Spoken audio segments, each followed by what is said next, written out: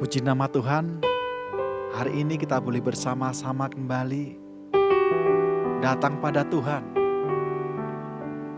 Sungguh luar biasa kasih Tuhan buat kita semuanya. Mari Bapak Ibu, kita memberikan yang terbaik lewat pujian, lewat penyembahan kita, lewat setiap doa-doa kita. Kita siapkan hati kita, pikiran kita untuk memuji menyembah Dia. Kami bersyukur Tuhan, saat ini kami mau datang Tuhan, menikmati hadirat-Mu, menikmati bait-Mu Tuhan. Terima kasih Yesus, terima kasih Roh Kudus. Haleluya.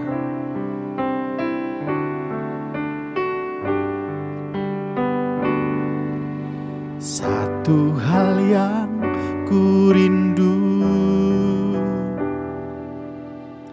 berdiam di dalam rumah-Mu. Satu hal yang ku pinta, menikmati bait-Mu Tuhan. Lebih baik satu hari di pelataran-Mu daripada 1000 hari di tempat lain. Memuji-Mu, menyembah-Mu, Kau Allah yang hidup, dan menikmati semua kemurahan-Mu.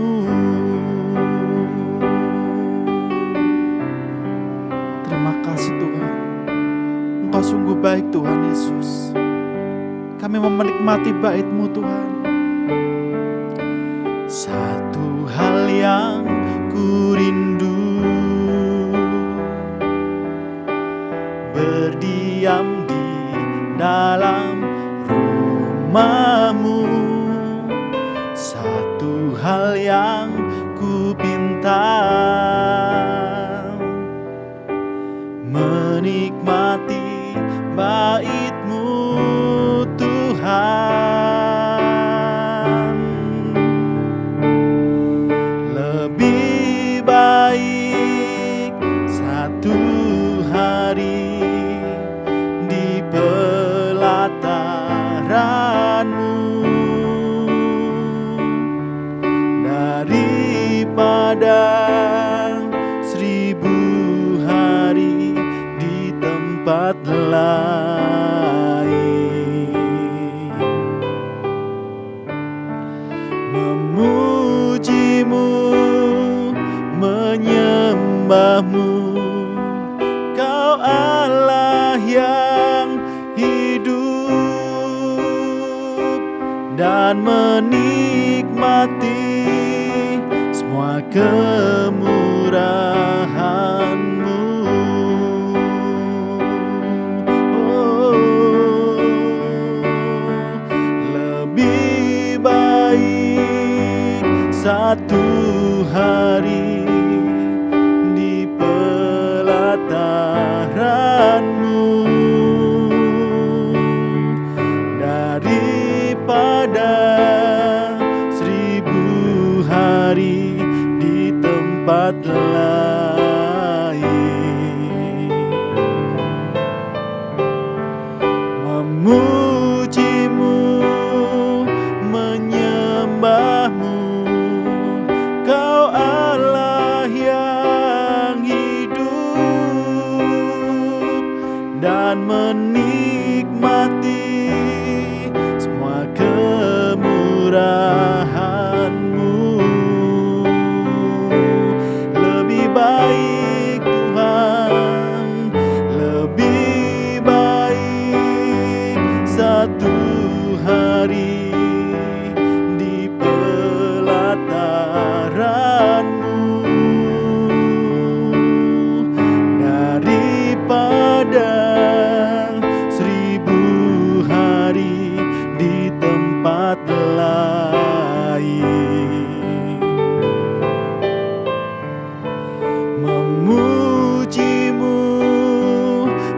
menyembahmu. Kau Allah yang hidup dan menikmati semua kemurahan-Mu, dan menikmati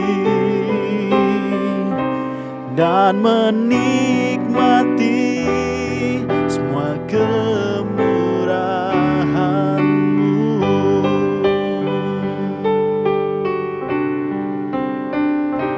dan menikmati semua kemurahan-Mu.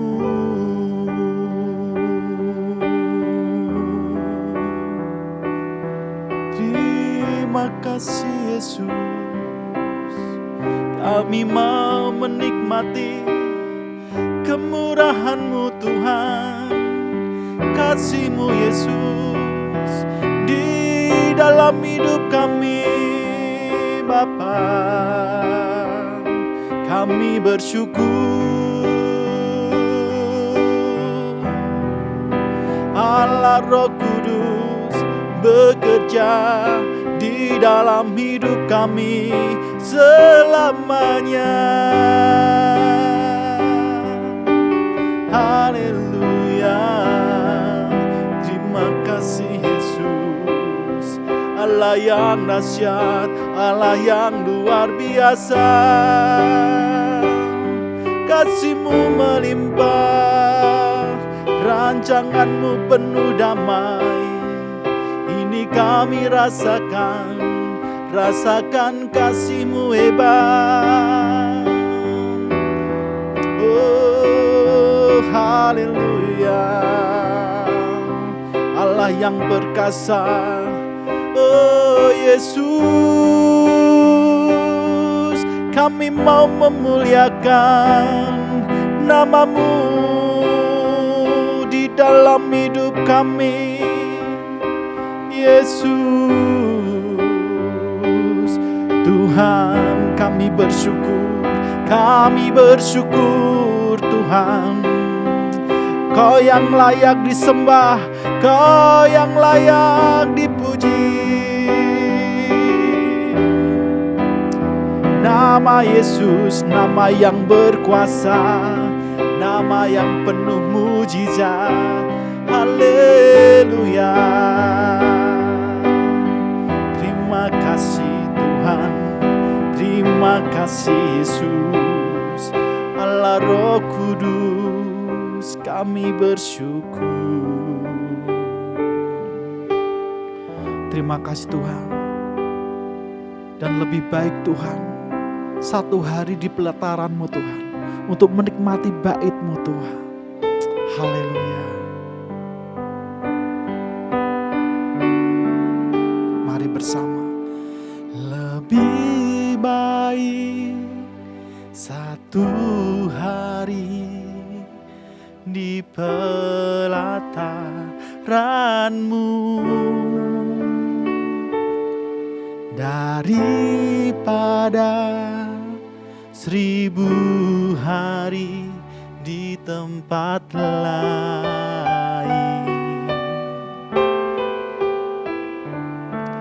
Memuji-Mu, menyembah-Mu, Kau Allah yang hidup dan menikmati semua kemurahan-Mu. Dengan segenap hati kita,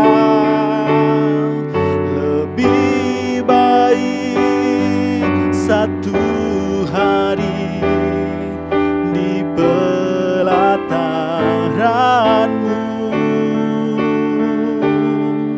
daripada 1000 hari di tempat lain. Memuji-Mu, aku menyembah-Mu, Kau Allah yang hidup dan menikmati semua kemurahan-Mu, selalu menikmati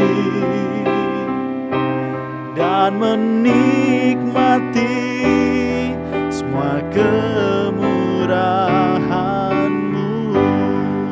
Oh, menikmati Tuhan dan menikmati semua kemurahan-Mu.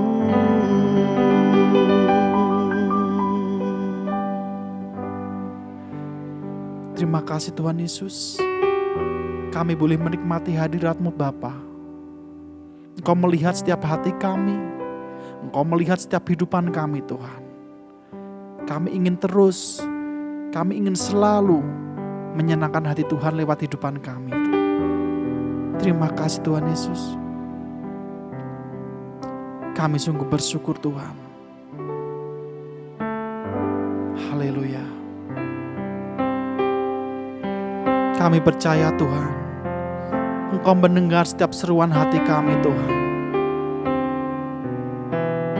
Engkau tak pernah meninggalkan kami Yesus. Haleluya.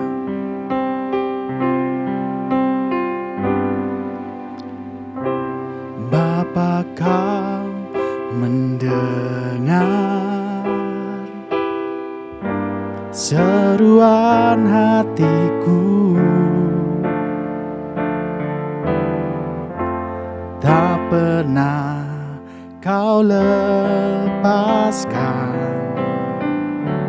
dari kasih-Mu.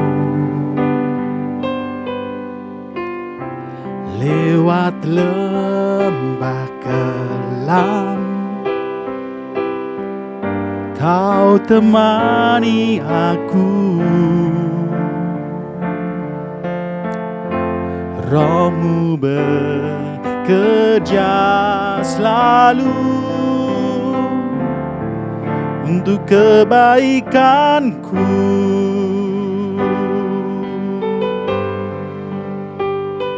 Mengalir kuasa dari tempat maha tinggi, Bapa kekal mulia, Kau hadir di sini, memulihkan hati, menyembuhkan yang terluka.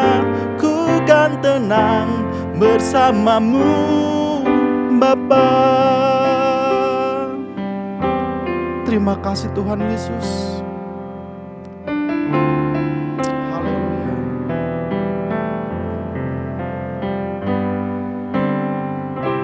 Bapa, Kau mendengar seruan hatiku,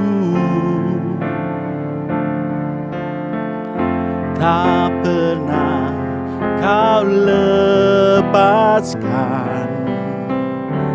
dari kasih-Mu. Lewat lembah kelam, Kau temani aku. Roh-Mu bekerja selalu untuk kebaikanku.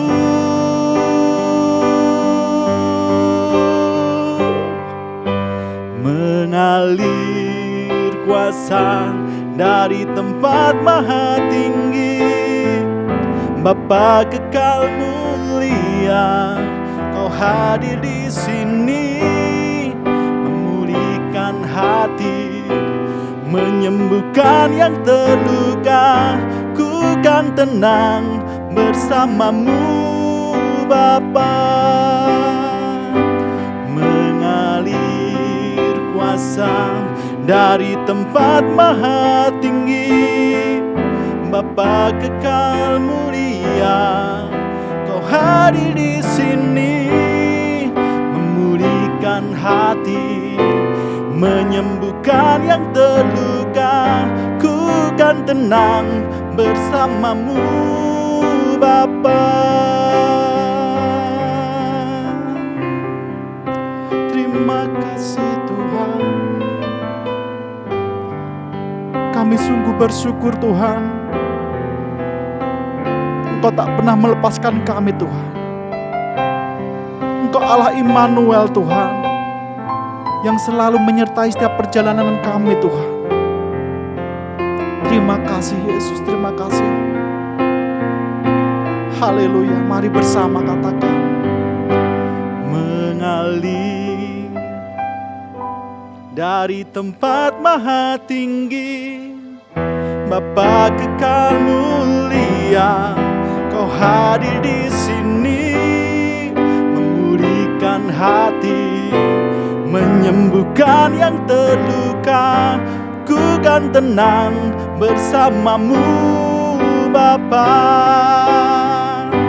Mengalir kuasa dari tempat maha tinggi, Bapa kekal mulia, Kau hadir di sini, memulihkan hati, menyembuhkan yang terluka. Ku kan tenang bersama-Mu Bapa.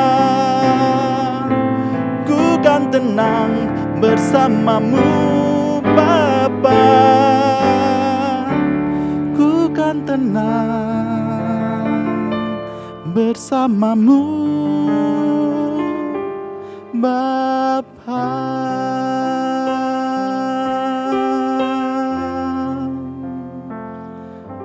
Shalom Bapak Ibu, puji Tuhan kembali kita boleh bertemu.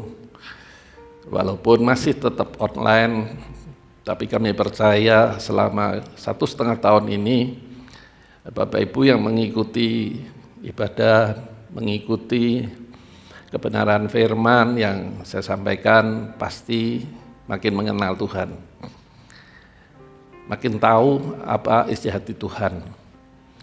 Dan itu sebetulnya kerinduan Tuhan. Tujuan dari pandemi atau memanfaatkan situasi pandemi, Tuhan ingin umatnya makin mengenal, makin mendekat, sehingga tidak ada kekhawatiran, ketakutan, kecemasan untuk menghadapi hari esok.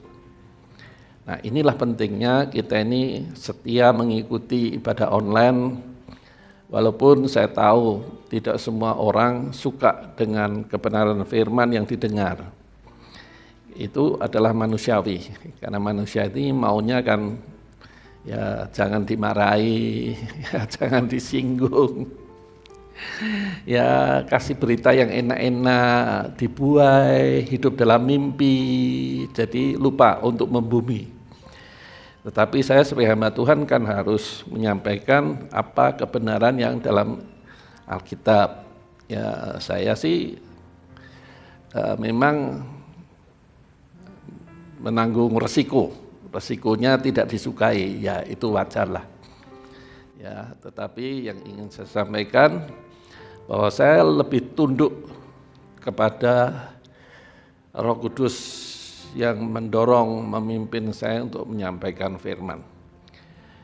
Nah, kesempatan ini saya tetap akan menyampaikan, melanjutkan apa yang sudah saya sampaikan beberapa waktu yang lalu, yaitu bagaimana kita ini bisa mengalami kerajaan Allah selama kita dalam dunia ini. Ya, kerajaan Allah, kerajaan surga itu sebetulnya sama, cuma dalam arah kemana kalimat ini diungkapkan atau ditulis dalam Alkitab. Nah, tetapi intinya kerajaan Allah atau kerajaan surga itu bisa dialami selama kita hidup dalam dunia. Ya, karena Alkitab menjelaskan. Saya sudah menyampaikan itu di bagian pertama, mengalami kerajaan Allah bagian pertama, bagian kedua, bagian ketiga. Nah, di bulan September awal ini saya akan menyampaikan tentang bagaimana mengalami kerajaan Allah kalau hidup dalam hukum dan aturan yang Tuhan tetapkan. Ya, kalau tidak kita hanya mengetahui tapi belum mengalami. Nah, saya ingin setiap Bapak Ibu yang mengenal Yesus sebagai Tuhan dan Juru Selamat dalam hidupnya itu mengalami, bukan mengetahui saja. Ini sangat penting, ya. Itulah sebabnya sebelum kita belajar kebenaran firman, mengalami kerajaan Allah, bagian keempat ini saya mengajak Bapak Ibu untuk membuka hati. Mari kita berdoa terlebih dahulu. Bapak Surgawi, terima kasih untuk kesempatan yang indah pada kesempatan ini, di mana kami boleh mengikuti ibadah online. Kami rindu Tuhan untuk dibawa, dibimbing, makin mengenal sebagaimana rencana Tuhan yang tidak pernah ditangguhkan atau dibatalkan, bahkan tidak ada kuasa apapun yang bisa menggagalkan semua rencana Tuhan yang baik. Saat ini kami mau belajar lebih jauh lagi bagaimana kami bisa mengalami kerajaan Allah selama kami ada dalam dunia ini.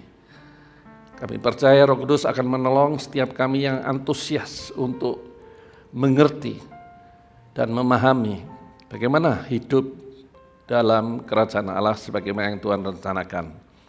Dan kami percaya kami akan dituntun, dibimbing oleh Roh Kudus dan kebenaran firman, sehingga kami betul-betul bukannya mengetahui tapi mengalaminya. Oleh sebab itu ya Tuhan, berfirmanlah sebab kami siap menerimanya. Dan di dalam nama Tuhan Yesus kami ucap syukur dan pohonkan doa ini. Amin.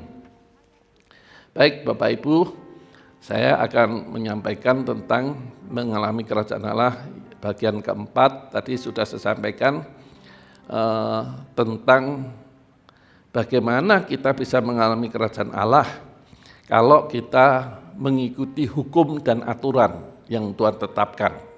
Ya. Nah, kita harus tahu mengalami kerajaan Allah ini adalah suasananya seperti di Taman Eden. Ya, memang kalau kita menonton film, ya Taman Eden sangat luar biasa. Ya, kurang lebih seperti itu. Kalau kita menghidupi atau kita ada di Taman Eden, masa sekarang misalnya ada ya, maka kita akan bisa merasakan rasa damai, sukacita, ya merasa lega, merasa tenang, segala beban rasanya terlepas. Nah itu kira-kira gambarannya seperti itu. Jadi betapa pentingnya kita ini bukan hanya mengetahui tapi mengalami. Ya, mengalami bagaimana kita bisa menghidupi suasana dalam kerajaan Allah selama di dalam dunia ini. Bagaimana mengalaminya? Apabila kalau kita ini menuruti hukum dan aturan yang Tuhan tetapkan. Ya, tidak ada. Hidup itu semau gue itu tidak ada.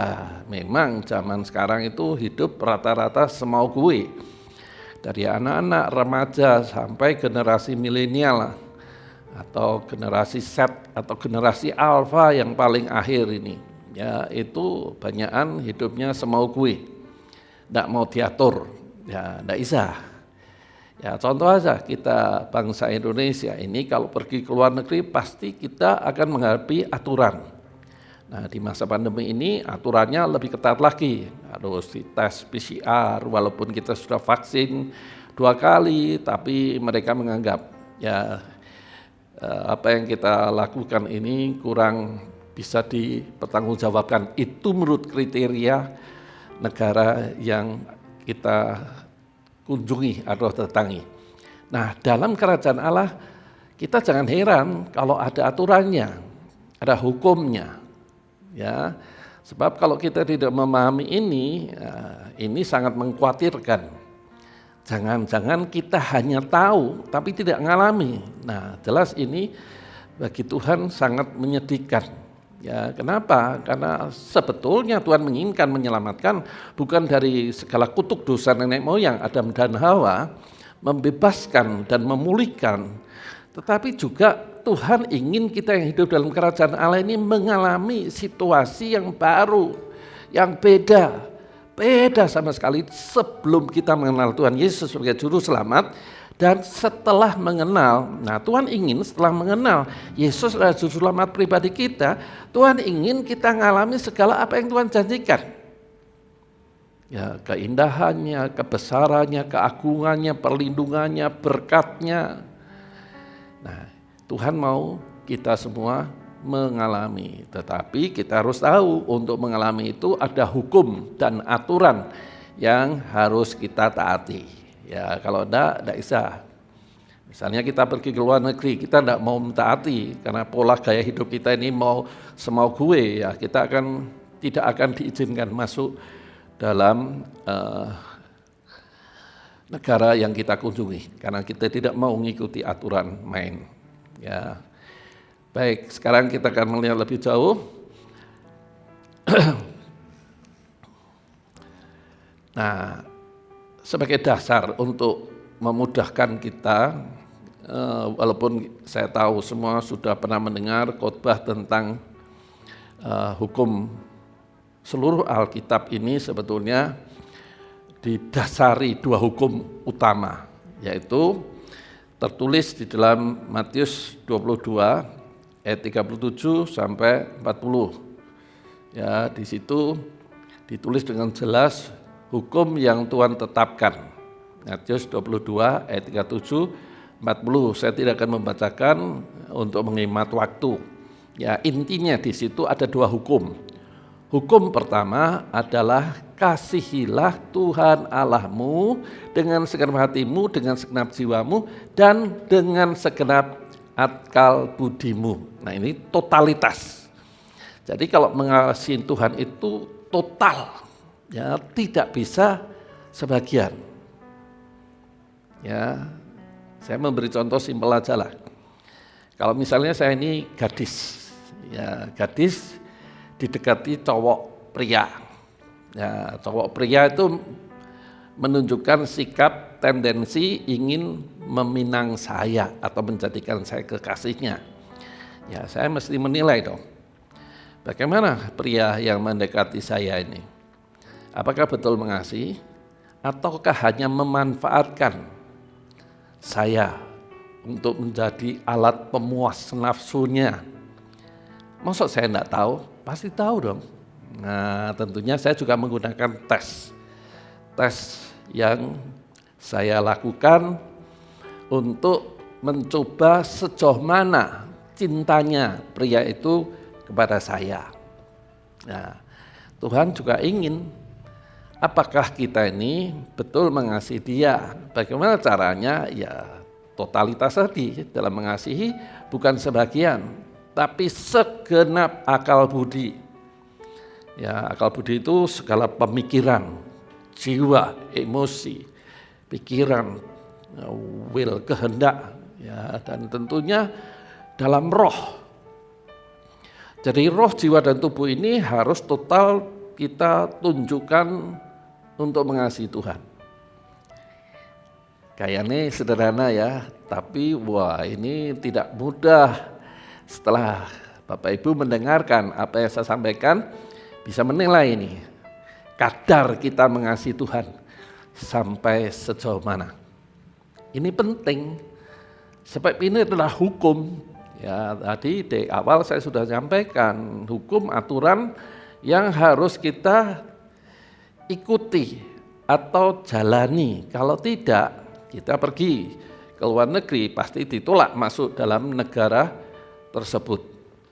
Nah, demikian pula dalam kerajaan Allah. Nah, kasih kepada Tuhan dengan segenap hati itu adalah dalam roh. Ya, roh itu tidak mudah. Kalau bicara tentang roh itu banyakan dibangun sejak kita kecil, anak-anak. Budaya-budaya, kata nenek moyang. Mudah kita meninggalkan kebiasaan-kebiasaan lingkungan, masyarakat di mana kita tinggal yang berbau mistik. Mudah kita meninggalkan itu. Nah, tidak mudah kan? Jadi kita harus total percaya atau mempercayakan hidup sepenuhnya ke dalam tangan Tuhan. Itulah hukum utama sebetulnya bagaimana kita bisa mengalami kerajaan Allah selama dalam dunia ini. Ya. Kemudian segenap jiwa dan tentunya segenap akal budi, ya, mindset kita, falsafah hidup kita, ya, kita harus betul-betul selaras firman. Itulah sebabnya selalu saya tekankan, baca firman setiap hari, renungkan dan lakukan, tidak usah banyak berdebat dalam pikiran. Ya, sebab kalau berdebat, wah ini yang bisa melakukan hanya Pak Pendeta, saya jemaat biasa tidak bisa melakukan. Itu namanya mau menolak tapi menggunakan alasan. Manusia ini kan biasa kan jago membuat alasan. Ya, nah itu artinya sebetulnya kan menolak ketika membaca, merenungkan, dan dia tidak bisa melakukan, dia menolak dengan menggunakan dalih-dalih yang macam-macam. Sedangkan kita tahu tidak ada manusia yang bisa melakukan firman dengan sungguh-sungguh kalau tidak dengan pertolongan Roh Kudus. Nah, kita akan masuk sekarang lebih dalam lagi bagaimana bisa mengasihi Allah dengan segenap hati, jiwa dan akal budi. Nah, di sini caranya. Ya, zaman dahulu Tuhan itu sudah memiliki standar, ya, agar umat pilihan Allah di masa itu melakukan hukum dan aturan yang ditetapkan. Nah, pada masa itu adalah 10 hukum yang Tuhan berikan kepada Musa, kemudian dikembangkan berkaitan dengan liturgi, cara mempersembahkan korban, cara imam makan bagian apa, hukum barang, hukum tanah, hukum ini dan itu. Nah, itu bisa melakukan itu dengan syarat mengasihi Tuhan. Ya, kalau mengasihi Tuhan, umat pada waktu itu adalah umat Israel kan sebagai umat pilihan Allah. Pada masa itu Tuhan mengatakan kamu harus mengasihi aku dengan segenap hati, jiwa dan akal budi. Jadi dengungan suara ini bukan hanya ditulis dalam Perjanjian Baru Matius 22 ayat 37 40 tadi, tetapi sejak dalam Perjanjian Lama. Ya. Dan Ulangan itu berbicara tentang hukum-hukum yang Tuhan sampaikan kepada Musa diulang lagi. Ya, Kejadian, Keluaran, Bilangan, Imamat, nah Ulangan. Jadi Ulangan itu boleh dikatakan diulang setiap hukum yang Tuhan sudah sampaikan. Baik dalam Keluaran, cara membangun bait suci, kemah Musa, dan seterusnya itu. Nah, bagaimana bisa mentaati aturan hukum? Ya, di Imamat itu jelas, termasuk tidak boleh makan makanan yang tak bersisi, ikan dan seterusnya. Ya, barang yang tidak boleh dimakan dan seterusnya. Itu ada ditulis Imamat pasal 11 dan 17. Nah, bagaimana bisa menjalankan itu kalau mengasihi Tuhan? Tetapi kita melihat faktanya. Ya, setelah Ulangan itu zaman Yosua merebut tanah perjanjian, tanah Kanaan. Kemudian Yosua selesai masuk dalam zaman hakim-hakim. Dikatakan di dalam Hakim-Hakim pasal pertama itu setelah zaman Yosua dan orang-orang yang merebutnya di tanah perjanjian itu selesai semua, maka 70 tahun kemudian bangsa Israel sudah mengingkari Tuhan. Mereka menyembah setiap kepercayaan yang ada sekitarnya. Tuhan tahu manusia itu tidak bisa mengasihi Dia dengan konsisten. Itulah sebabnya di masa era perjanjian baru ini Tuhan menaruh kasih-Nya. Kasih yang dimaksud adalah kasih agape. Untuk ditaruh dalam hati orang yang mengakui Yesus sebagai Tuhan dan Juru Selamat. Ditulis dalam Roma pasal 5 ayat 5. Tuhan memberikan kasih dalam hati orang yang mengakui Yesus sebagai Juru Selamat. Artinya Tuhan tahu di masa perjanjian lama manusia dengan kasih-Nya untuk mengasihi Tuhan itu ternyata tidak bisa konsisten. Maka sekarang Tuhan menaruh kasih-Nya dalam hati orang percaya. Dengan kasih itulah sebagai modal untuk bisa mengasihi Tuhan penyelamat, Tuhan penebus, dan Tuhan sebagai Bapa kita. Nah, ini kan luar biasa sekali. Tuhan tahu manusia itu tidak bisa mengasihi dirinya. Sangat terbatas. Karena manusia pada umumnya egois, ya. Maunya, keinginannya dituruti, tapi nek diatur tidak mau. Jadi maunya ngatur dan tidak mau diatur. Itu kan sinful nature atau dosa asal manusia itu seperti itu. Ya, licik, egois, menangnya sendiri. Nah, itu yang Tuhan mau ubah. Nah, bagaimana setelah kasih Allah diberikan dalam hati orang percaya ini, Tuhan ingin kasih itu seperti benih. Nah, benih ini harus ditumbuh kembangkan. Bagaimana benih bisa tumbuh? Ya, secara natural kita tahu bagaimana tanaman itu bisa menghasilkan buah. Ya, kita rajin merawat, kita rajin memupuk, kita rajin memberikan air supaya benih itu tumbuh. Bagaimana itu dengan kehidupan orang percaya? Dia harus diberi air kehidupan, yaitu firman, dan dilakukan. Kalau firman itu dilakukan, maka kasih agape, agapao itu akan tumbuh. Jadi selama kita tidak mau taat firman, tidak mungkin benih kasih dalam tubuh kita ini bisa berkembang. Sederhana ya. Nah, kita bisa tahu sampai sejauh ini. Apakah kita rindu kasih itu tumbuh berkembang dalam roh, jiwa, dan tubuh kita? Kalau tidak mungkin kita bisa mengasihi Allah dengan segenap hati, jiwa, dan akal budi.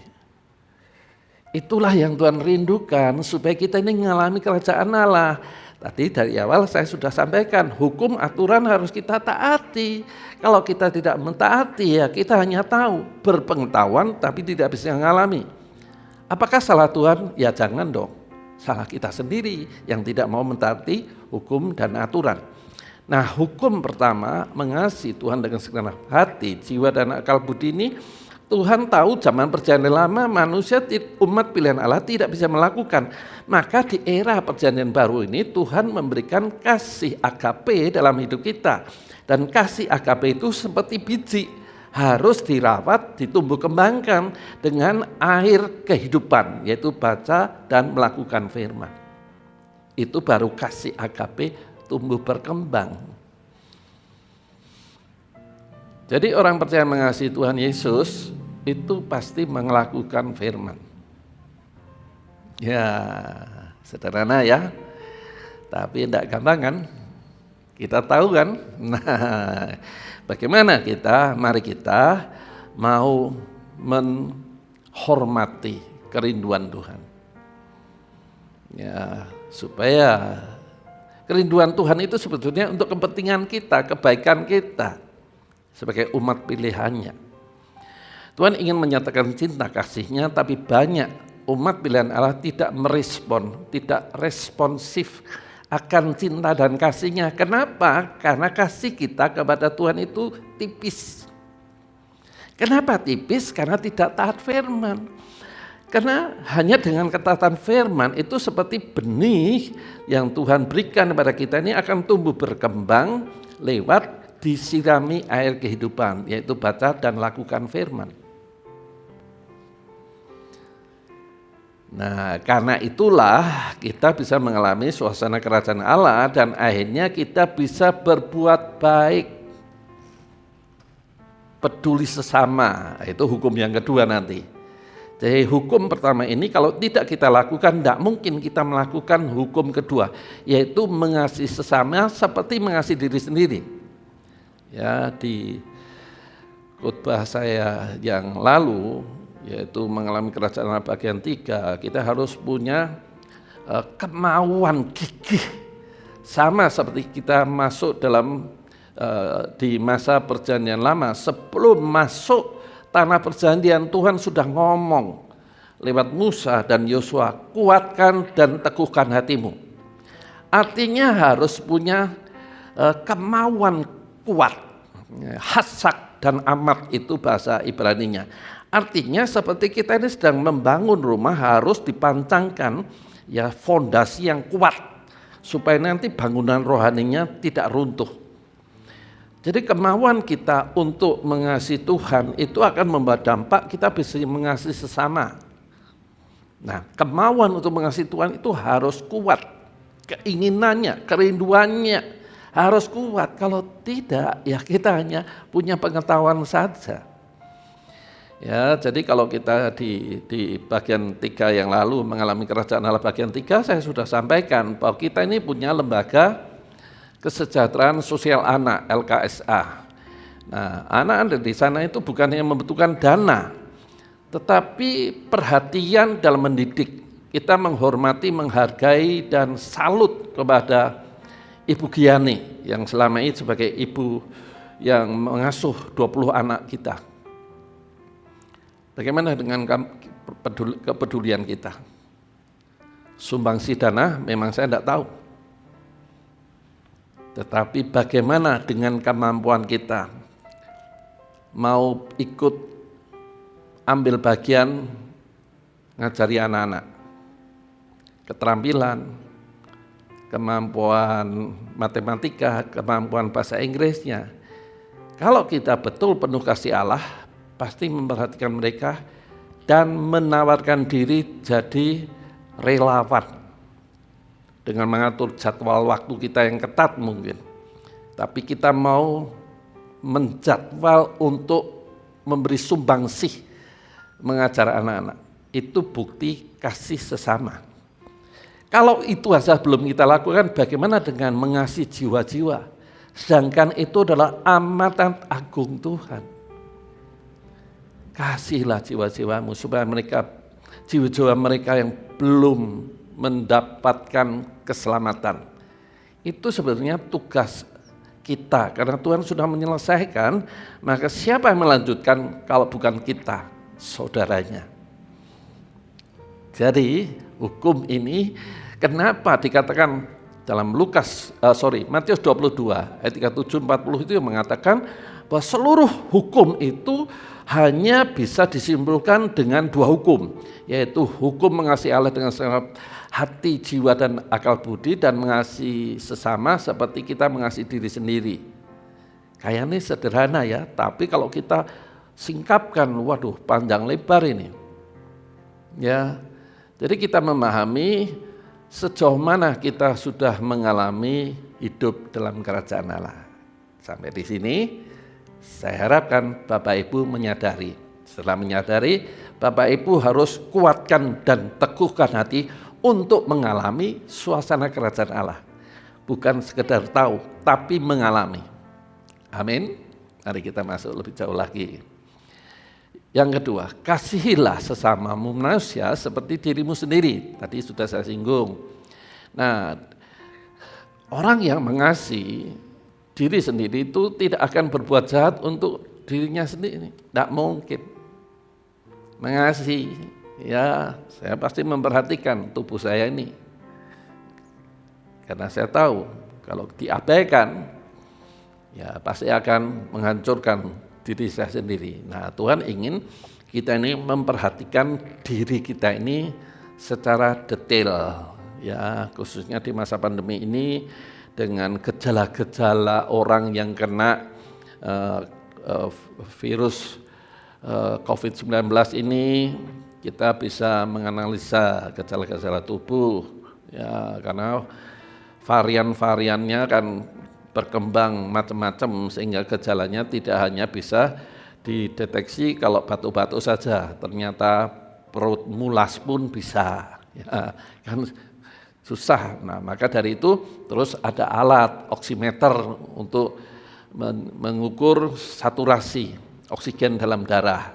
Ya, seperti itu kan harus diperhatikan. Ya, artinya kita ini kan memperhatikan tubuh ini. Itu yang pertama. Yang kedua, kita harus juga merawat dan menjaga diri sendiri. Ya, merawat dan menjaga tubuh. Jelas tidak mungkin kita merusak tubuh. Nah, tetapi orang yang tidak tahu kan mengabaikan. Nah, saya kan selalu menekankan ini adalah bait suci, tempat tinggal roh Allah. Masa kita mau merusak? Nah, kalau merusak kita berhadapan dengan Allah. Ditulis dengan jelas dalam 1 Korintus 3 ayat 16. Tahukah engkau bahwa engkau bait suci, tempat tinggal Roh Allah. Ayat 17-nya, kalau kamu merusak bait Allah ini, kamu berhadapan dengan Allah. Merusaknya dengan apa? Banyak kan, narkoba, rokok, ya, dan seterusnya, makanan, ya macam-macam lah. Harus dijaga, dirawat. Dan tentunya mengutamakan yang terbaik untuk diri sendiri. Ya, mengutamakan itu ya memprioritaskan kan, ya yang terbaik untuk diri sendiri. Tidak mungkin ya kalau seperti saya sebagai orang tua, memang prioritasnya kepada anak dan cucu. Makanan apapun selalu ingat anak dan cucu. Ya, tetapi pada umumnya kan kita tidak mau ya, makan yang tidak berkualitas atau tidak mendatangkan manfaat. Ya, jadi artinya mengasihi diri sendiri itu memperhatikan tubuh ini secara detail, fungsi makanan, ya kesehatan, pola makan, pola tidur, dan segala aktivitas ini betul-betul harus kita perhatikan. Kalau ya itu Tuhan sudah bangga, syukur ternyata anakku itu memperhatikan dirinya sendiri secara baik dan benar. Ya. Nah, kalimat kasih sesama ini kalau diterima salah, itu seolah-olah Tuhan mengajar umatnya jadi narsis. Enggak sebetulnya. Ya, atau mengajar untuk mengasihi sesama dengan pengertian cewek mengasihi cewek, cowok mengasihi cowok. Itu kan orang yang mempelintir kalimat mengasihi sesama ini dengan tujuan meneguhkan kemauan dan keinginannya. Dan itu sudah ada ya, di sosial media. Ya katanya Tuhan kan mengajarkan mengasihi sesama, jadi sejenis maksudnya. Itu kan orang yang memiliki kemauan memaksakan ayat untuk memenuhi keinginannya. Jelas itu salah. Itu termasuk ya penafsiran sesat. Jadi mengasihi ini bukan mengajar narsis atau mengasihi diri sendiri, memuja diri sendiri. Tidak sebetulnya. Tuhan ingin mengasihi diri sendiri itu artinya kita ini kan dilibatkan dalam tubuh Kristus, keluarga Allah. Oikos, kita ini adalah tubuh Allah, harusnya saling memperhatikan. Tadi di atas, di awal saya sudah sampaikan, kita ini punya lembaga kesejahteraan sosial anak. Mari kita mengasihi anak-anak yang membutuhkan perhatian, sumbangsih, pengetahuan kita, kemampuan kita untuk melatih, memberikan didikan supaya anak-anak ini akan menjadi generasi yang bisa dibanggakan Tuhan, bangsa negara, dan mungkin keluarganya. Jadi tujuan mengasihi diri, memperhatikan semua itu, endingnya Tuhan mau itu diwujudkan kepada tubuh Kristus. Susah ya, tidak gampang. Mengasihi sesama itu bisa dimanfaatkan. Nah, ini. Tapi saya percaya kalau rohani kita tumbuh, kita bisa membedakan orang yang betul memanfaatkan dan memang membutuhkan. Ya, kalau memanfaatkan, ya jangan dong. Tuhan pun mengajarkan kamu orang-orang benar itu kalah cerdik dengan orang dunia. Nah, tetapi Tuhan ngomong tulusnya seperti burung merpati, tapi cerdiknya melebihi ular. Itu artinya kita ini tidak boleh dibodohi karena tulus. Jadi mengasihi sesama ini memang kalau dikembang luaskan sangat luas, melebar kemana-mana. Tetapi tujuan Tuhan adalah kita hidup itu tidak boleh egois lagi. Tapi mari kita hidup untuk mengasihi sesama dan wujudkan dengan kemampuan kita. Ya, talenta kita, apa yang ada pada kita. Ya, nanti kita akan bahas yang bagian kelima, yang bagian terakhir, yaitu tentang hukum aturan kekayaan. Nah, kalau Tuhan izinkan, nanti kita akan masuk lagi. Apakah kekayaan itu dibahas di dalam kerajaan Allah? Nanti saya akan bahas itu tentang kekayaan yang positif. Kita memiliki kekayaan itu ada positifnya, ada negatifnya. Nanti kalau Tuhan izinkan akan saya bahas itu lebih dalam, lebih luas lagi. Tetapi sekarang Kita sedang membahas tentang dasar paling utama. Kasihilah Tuhan dengan segenap hati, jiwa, dan akal budi, dan kasihilah sesamamu. Tetapi kasih sesama itu jangan dipelintir untuk memenuhi seks yang tidak normal, yaitu mengasihi sejenis. Tidak. Tetapi tujuannya untuk memperhatikan diri sendiri ini adalah diarahkan kepada keluarga Allah, kepada tubuh Kristus. Ya, kita ini terikat dalam tubuh Kristus. Ya, sebagai saudara seiman. Ya, saudara seiman ini tidak bisa dibatasi sinode. Tidak bisa. Saudara seiman ini orang yang mengenal Kristus. Sama sebelum masa pandemi. Gereja kita kan melakukan tindakan itu lewat PI misinya, membantu banyak gereja di berbagai tempat yang non sinode kita. Ya, artinya kan kita sudah mulai memahami kontribusi kita peduli kepada sesama tubuh Kristus itu tidak dibatasi hanya skop kecil. Tetapi memang itu harus diawali dengan skop kecil dulu. Baru kita melebar kepada skop yang lebih luas. Nah, itu kalau dipahami dengan baik dan benar, jangan kaget. Tuhan akan mengirimkan kekayaan untuk kita berkontribusi lebih luas. Itu Tuhan maunya. Ya, tetapi dimulai, bisa enggak dipercaya dalam perkara kecil? Kalau bisa, Tuhan pasti mempercayakan perkara yang besar. Amin. Ya. Jadi mengasihi Tuhan itu harus tanpa pamrih, bukan punya tendensi motivasi ya udang di balik gimbal. Itu bukan ya. Aku mengasihi untuk mancing ya. Tuhan kan tahu hati kita. Ya. Jadi mengasihi Tuhan dengan segenap hati baru bisa mengasihi keluarga Allah dan mereka yang belum diselamatkan sehingga hidup berdampak bagi pengembangan kerajaan Allah. Ya, berbohong kalau kita mengatakan mengasihi Tuhan tapi tidak peduli pada sesama.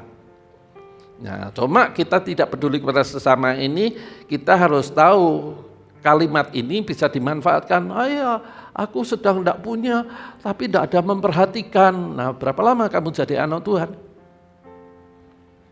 Baru kemarin sore, ya kita wajib memperhatikan, membimbing, mementoring. Tapi kalau sudah tahunan, puluhan tahun menjadi anak Tuhan, hidupnya masih di bawah garis kekurangan. Sing salah bukan gereja, yang salah Anda sendiri. Setiap orang yang hidupnya benar selaras firman, Alkitab menjamin. Dan Alkitab ini ya dan amin, tidak mungkin bohong, tidak mungkin membedakan. Ya, artinya Anda tidak bisa menuntut, mana buktinya kasih sesama, sedangkan kami sedang membutuhkan pertolongan, kami membayar kos, kami membayar listrik, kami membayar kuliah anak, tidak mampu, kami minta pinjam gereja. Gereja kan bukan perbankan. Gereja ini adalah lembaga sosial. Lembaga sosial itu artinya gereja ini hanya pengelola hal-hal yang sosial. Jadi kalau jemaat mau membagi seseorang, memang lebih baik saya anjurkan lewat gereja. Jangan personal. Kalau personal Anda berhenti melakukan donasi, maka Anda akan dituntut, disalahkan, Anda akan marah. Sedangkan tidak boleh kan? Itulah sebabnya kalau Anda punya dana, serahkan gereja. Gereja akan mengelola dengan bijaksana. Ya, dengan bijaksana. Ya, kita tahu itu. Nah, itulah sebabnya tunjukkan kasih sesama dan penyalurannya, pengelolaannya, izinkan gereja yang mengelola. Anda aman. Ya, kalau enggak nanti Anda akan didatangi terus, dituntut. Kalau ada utang. Itulah sebabnya serahkan gereja. Gereja itu bijaksana. Memang orang yang membutuhkan dalam keterbatasan. Ya, sudah sepuh, tidak mungkin bisa kerja, ya patut gereja sediakan, dan itu kita lakukan tiap bulan. Tetapi secara umum tidak. Kenapa? Nanti akan bergantung pada gereja. Salah, lupa jemaat bergantung pada Tuhan. Gereja ini hanya pengelola, memang wadah sosial. ya menerima sumbangan jemaat dan kita mengelola dan kita membagi secara bijaksana. Tetapi tidak bisa diandalkan dan diharapkan, salah. Gereja juga salah di hadapan Tuhan. Membuat jemaat menjaga, ya bahasa Jawanya jaga ke gereja, salah. Harusnya jemaat mengandalkan Tuhan. Sebab Tuhan kan menjamin, burung di udara aja dipelihara, masa anak-anaknya tidak dipelihara. Kalau tidak dipelihara, ada sesuatu yang salah dong. Nah ini kan harus mengerti secara clear, jernih dan bersih. Ya, jangan kita dibodohi, jangan kita ikut orang yang bodoh. Ya, menilai tindakan gereja menurut sudut pandang yang sempit. Ya, saya menjelaskan ini kan dari sudut pandang yang luas. 1 Yohanes 3 ayat 10, inilah tandanya anak-anak Allah dan anak-anak iblis. Tiap orang yang tidak berbuat kebenaran tidak berasal dari Allah. Jelas ya, ayatnya ada. Jangan saya dikira mengada-ngada. Tidak berasal dari Allah. Demikian juga barang siapa tidak mengasihi saudaranya. Mari kita masuk lebih jauh lagi. Pertanyaan Tuhan Yesus kepada Petrus dalam Yohanes 21 ayat 15 sampai 19. Nah, tujuan pertanyaan Tuhan Yesus kepada Simon Petrus sebetulnya adalah untuk memulihkan hati Simon Petrus. Saya percaya Simon Petrus waktu nyangkal Tuhan 3 kali itu dia merasa berdosa, merasa menyesal. Itu Petrus ini kan tipenya tipe sanguin, orangnya mudah meledak tapi mudah lupa.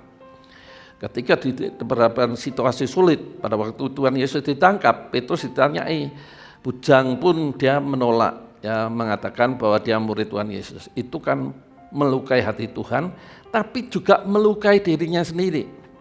Dan Tuhan itu sayang pada Petrus, itulah sebabnya melakukan pertanyaan untuk menilai. Supaya Petrus ini juga sadar, yang pertama menilai supaya Petrus ini jangan hidup dalam penyesalan karena menyangkal.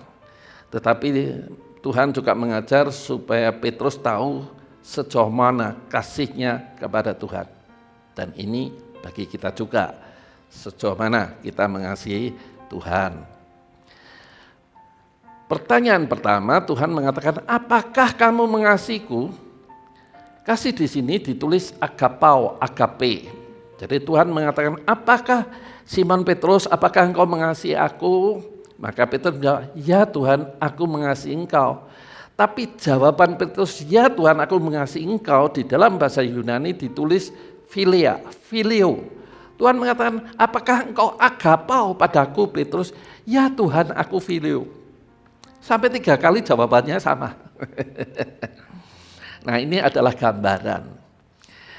Kasih yang dimaksud Tuhan itulah mengasihi Tuhan segenap hati, akal budi, jiwa.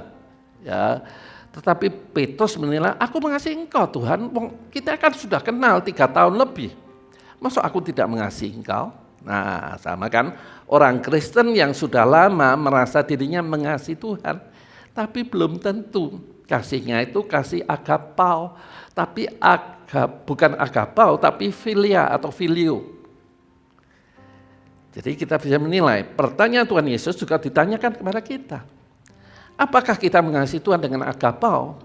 Sifat agape, agapau itu adalah sifat kasih yang rela berkorban, bukan kasih yang menuntut. Jadi tadi saya panjang lebar mengasihi sesama, diwujudkan, peduli kepada sesama. Maka sesama ini harus menyadari selama ini mengasihi Tuhan itu dengan kasih agape atau kasih filio. Sebagai keluarga Allah, saudara seiman dalam wadah tubuh Kristus di gereja kita. Aku mengasihi, buktinya aku setia datang. Nah itu kasih filia. Kasih filio, kasih filia itu adalah sangat egois. Apa kepentingan dirinya itu lebih utama. Tetapi kasih agape bukan dirinya dipikirkan, tapi Tuhan yang dipikirkan. Jadi pertanyaan Tuhan kepada Petrus itu juga ditanyakan kepada kita. Apakah kita mengasihi Tuhan dengan kasih agape atau agapau? Jangan-jangan hanya filia, karena sudah lama jadi saudara seiman sebagai keluarga Allah, sebagai tubuh Kristus, hanya sebatas itu. Maka Tuhan akan menanyakan sampai 3 kali. Dan akhirnya kalau kita membaca ini sampai selesai, ternyata Petrus tidak mengasihi Tuhan dengan kasih agape. Nah, jangan-jangan kita juga tidak mengasihi Tuhan dengan kasih agape, hanya filia, karena hubungan sudah lama dalam gereja sebagai jemaat, ya, jadi merasa sudah mengasihi Tuhan, belum tentu. Mari kita melihat lebih jauh. Pertanyaan diulang, ya jawabannya sama. Tuhan Yesus bertanya hari ini, apakah engkau mengasihiku dengan kasih agape, kasih ilahi yang sudah Tuhan berikan dalam hati kita tumbuh, atau kasih philia atau filio sebagai orang percaya sekian lamanya, merasa sebagai keluarga Allah. Tapi Tuhan tidak melihat itu. Tuhan ingin kita mengasihi Dia dengan segenap hati, segenap jiwa, segenap akal budi. Kalau itu berkembang tumbuh, pasti kita mengasihi sesama. LKSA, peduli kondisi anak-anak di sana. Apakah kita mengasihi Tuhan? Anda yang jawab. Wujudnya, pertanyaan setelah 3 kali selesai, Tuhan ngomong sama Petrus, gembalakanlah domba-dombaku. Dari ayat ini tersirat 2 hal. Yang pertama, mereka yang dewasa rohani pasti mau menjadi pembimbing yang belum dewasa rohani, jadi mentor. Ya, memang ya saya kan selalu evaluasi setelah menyampaikan firman, setelah firman ditayangkan, saya mengikuti, saya mengevaluasi. Tujuannya jangan sampai saya nanti ketemu Tuhan suruh tanggung jawab dengan apa yang saya sampaikan. Ya, saya selalu mengevaluasi tujuannya apakah saya ini menjadi seorang gembala mentor yang baik, mengajarkan jalan yang benar atau jalan yang lurus. Nah, masalahnya kalau seperti itu, ada yang senang dan merasa bersyukur, ya saya tidak sebutkan pujiannya, tetapi pertanyaannya itu bukan tugas saya, itu tugas orang percaya sebetulnya. Itulah sebabnya ada lewat kelompok tumbuh bersama atau komsel. Nah, di sana kita harus saling membimbing, membantu, memotivasi, mendorong sesama jemaat. Itu artinya Anda dewasa. Kalau Anda belum, maunya dibimbing, dimentor, pusing sedikit cerita, ada masalah sedikit cerita, artinya minta orang lain selalu mementori dirinya. Kalau Anda seperti itu, Anda masih bayi rohani. Dalam bahasa Jawanya aleman, butuh perhatian. Nah, mosok mau jadi mempelai wanitanya Kristus kok masih seperti itu? Ya jelas salah kan? Itulah sebabnya dengan hukum kasih ini kita menyadari sejauh mana pertumbuhan rohani kita. Kalau memang betul kita rohaninya tumbuh, merasa sudah tahu, mungkin sudah sekolah Alkitab S1, S2, S3, merasa sudah punya pengetahuan, praktek enggak? Mau enggak memperhatikan sesamanya yang butuh bimbingan, khususnya jiwa baru. Kalau jiwa lama, jangan, itu malah membuat kita ini menjadi budaknya. Tidak boleh seperti itu, orang aleman. Pak, saya pusing hari ini, tolong doakan supaya pusing saya sendiri. Ya, kalau saya sebagai gembala sidang ditelepon gitu, untungnya tidak ada. Jadi jemaat tahu, berarti jemaat kita ini dewasa semua kan, amin. Ini jemaat lain gitu. Ya, Pak tolong bantu dalam doa. Ya saya ngomong, doakan dirimu sendiri, saya akan support. Jangan saya membuat pusingmu hilang. Kamu bergumul dengan Tuhan, supaya aku ngalami Tuhan, bahwa Tuhan itu berkuasa. Saya ini hanya mendukung. Jadi tidak bisa pusingnya itu karena doa saya. Tidak, kamu harus doa sendiri. Jangan nuntut orang lain dong. Kalau tidak posisinya tidak semua pendeta ini orang mandi ya. Ya itu kan anak kecil kan seperti itu. Tidak, kamu yang bergumul. Kalau merasa capek, doa, Pak dukung dalam doa, saya sedang bergumul. Nah itu hebat. Itu dewasa. Ya, bukan melempar batu sembunyi tangan. Apa itu? Peribahasa apa itu? Ya, artinya nyalaki pendetone. Ya, nek pusingnya tidak sembuh, nyalakan pendetone. Sedangkan pusingnya karena pola makan. Ya, minyaknya luar biasa. Aduh. Tujuannya supaya jemaat itu jangan tersesat dengan ajaran sesat, karena sekarang di YouTube itu kan berseliweran ajaran yang macam-macam aneh-aneh dan itu bertentangan dengan Alkitab. Bagaimana orang tidak dewasa rohani bisa memahami? Itu tugas kita. Ya. Jadi mengasihi Tuhan Yesus dengan kasih agape pasti taat firman, berbuah perubahan hidup. Hidupnya jadi kesaksian, baru bisa mengemban amanat agung Tuhan. Kesimpulan, ya, mengalami suasana kerajaan Allah, ia harus mentaati hukum dan aturan yang Tuhan tetapkan.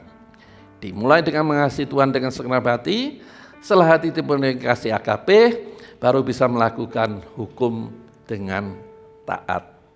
Kita bisa mengasihi sesama, kita peduli sesama, kita memperhatikan sesama saudara kita yang betul membutuhkan. Ya, sebab kita harus tahu Alkitab itu tidak ngawur. Segala perjalanan kehidupan, sisi-sisi segi kehidupan sudah ditulis. Misalnya ada janda muda, ya minta bantuan sembako. Saya ngomong, Anda harus kerja. Ya, saya punya anak. Nah, Anda kan bisa mengatur jadwalnya, kerja apa yang tidak mengganggu anak tetap bisa Anda perhatikan.